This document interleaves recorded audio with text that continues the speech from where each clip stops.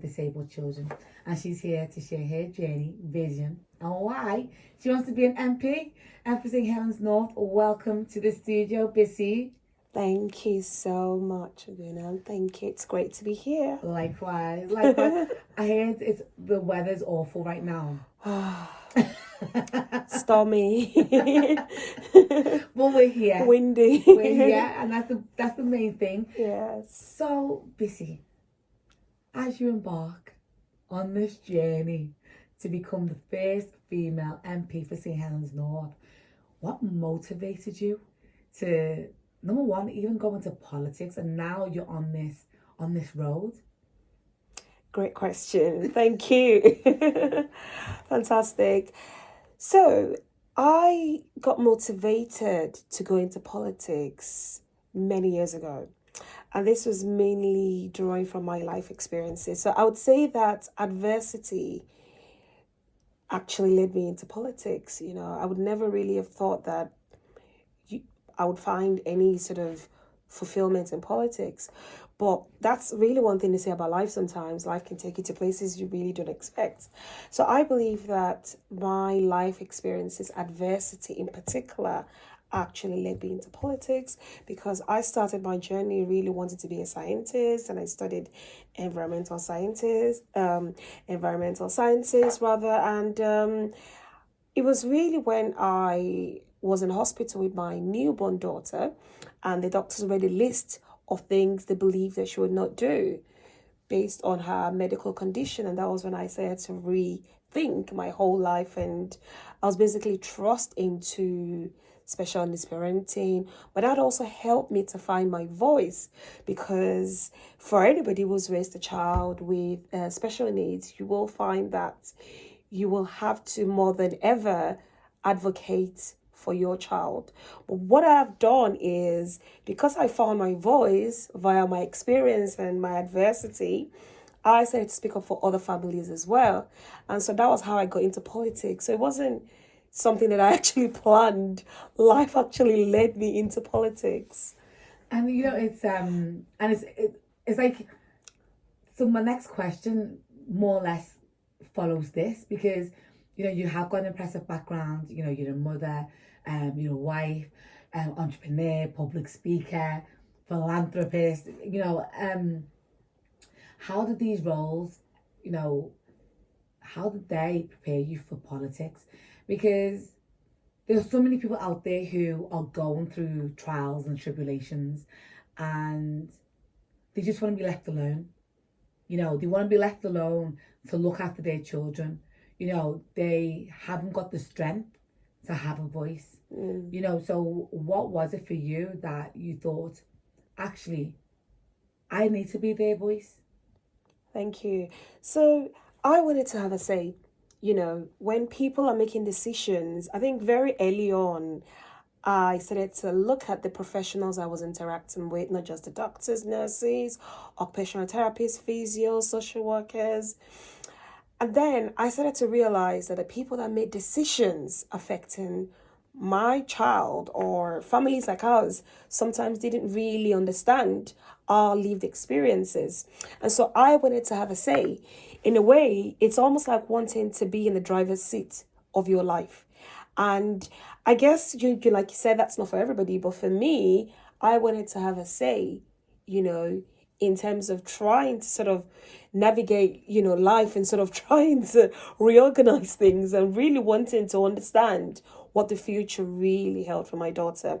And also coincidentally as well, 2 years after my daughter was born, my son was also born with autism as well. He was born premature. So no matter how I try to sort of, it's almost like you can try to run away from destiny, but it will always find you one way or the other. And so I noticed that in our Shostad centers many years ago, all the activities were all geared towards, you know, children who were neurotypical, so children wouldn't have any disability at all. So we felt excluded. And I'm more of a doer, not just a talker. Yeah. So I approached the manager of the center and said, you know, why don't you have, you know, activities and services for families like ours? And they went on about funding and stuff like that. So funding for what? Coffee, tea, okay. I get it from my kitchen. And that was how it started. And I think they were absolutely shocked that I didn't go on about paperwork and things like that. I literally just started. And that's my personality. I just get on and just do it. And that was how I actually got into the community. I remember walking into my community center as well and saying to them, look, I want to make friends. I want to know a lot more about what's going on. And I can help you to do this, do that. I think the expectation is when you see a young mom, you make, they sort of had an expectation that I was there to maybe ask for something. Okay. And so I said to them, I'm going to build your websites. I'm going to do this, administration, do this. I started to mention things that needed fixing. And they were absolutely shocked.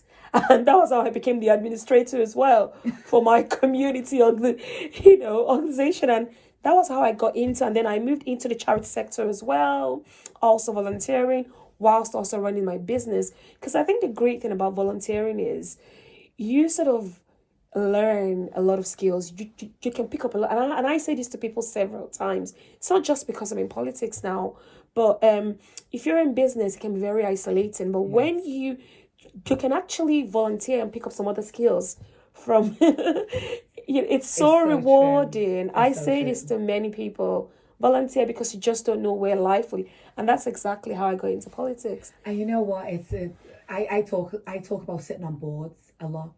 And what you gain from paying it forward is... Honestly, you can change people's lives, and I think it's so important that you're able to do that because you are embedded in the community. Yes. You understand what real people need. Absolutely. And even as a journalist, I think because I'm here, there, now, everywhere, I hear people's worries, I hear the cries, I hear the joys, I see the joys, so I totally get what you're saying. But where do you get your energy from? Like literally, I know people always say to me, where do I get my energy from? But I'm asking you, where do you get your energy from? Oh dear. Because you're a wife, you're a mother, you've got businesses. Like, where do you get your energy from? That's a good question. I think I also probably need to figure out where my energy comes from. But in all honesty, if you understand your why, every day when you wake up, even on days when you're not motivated, your why will always continually push you. So I always say that even on days when I feel like I'm not running, or you feel like you're walking, or you're sort of even crawling, I'm still moving. So even times when we're going through really tough times, maybe my daughter's going through surgery, I'm not able to be as productive. I'm still doing something. I have a book with me right there, hospital, and trying to get something in there. If you know what I mean, I feel like it's important to understand your why. And that's something that always just motivates me because somehow I really understand my purpose. I know when you're talking there, because we're both parents, and I remember someone said to me that you have children to teach you something, and it's so true. They don't get to choose. Well, they choose who their parents are from God, whoever you want to, whoever you follow.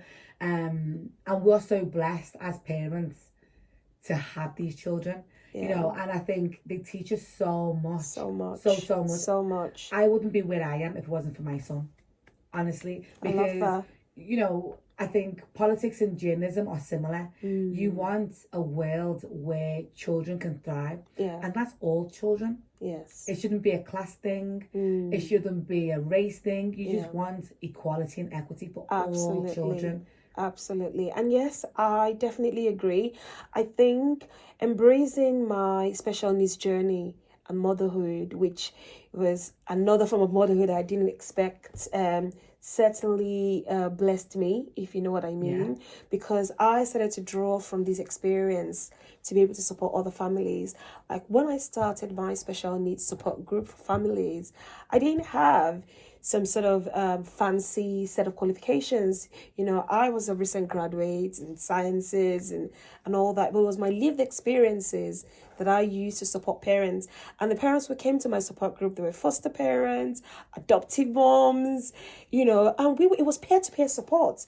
And that was how I got into politics, because I think people, when they talk to me, they expect me to say that, I have a degree in political science, a degree in life. Oh, yes, I have a master's degree in environmental sciences, but Degree, everything that I have that has helped steer me towards politics and community service has been my lived experiences. Even starting a business was mainly because I couldn't fit into a 9 to 5. And, I just had to survive. I mean, when you have a little fragile human, who has complex needs, a child, and, even having a child alone is a lot of responsibility. And when your child has additional needs, and I have two, you cannot but be, being strong has to be the only option, if you know what I mean. And so I started my business because I just had to bring something in to support the family.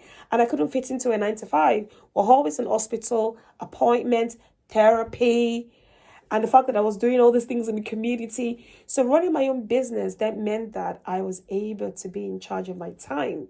So when the kids are in bed, I'll be there making things on my sewing machine. And that was how the business grew, organically, from the scratch. Bisi, I could talk to you all day, honestly. But we have to go. So we will follow your journey. Thank you. So will you be we've said the first female MP, but is it the first black? Yes. Wow. Bra, bra, bra, bra, bra. Honestly, you know what? You've got to be so proud of yourself. We always have to take stock of where we are, where we've come from, and this road is not easy. Yes. But there's people out there who are looking and taking inspiration from that. Thank you. So good luck. Oh, thank you so much. It's been so lovely talking to you. Thank you so much. I really enjoyed this conversation, and yes, I'm really looking forward to having members of the Labour Party in St. Helens support me with their first preference votes. St. Helens North this Saturday, it's coming Saturday. The response at the doorsteps, over the phone, via email has been absolutely amazing. I think people love the fact that I'm very, very compassionate. I'm very, very connected to the grassroots, and I have a lot of lived experiences, varied experiences, and I really want to bring prosperity into our community. Really, a fresh approach, a perspective that hasn't really been brought to the table before. So thank you so much for having me. My pleasure. And enjoy your very wet evening. Thank you. Wow. Well done.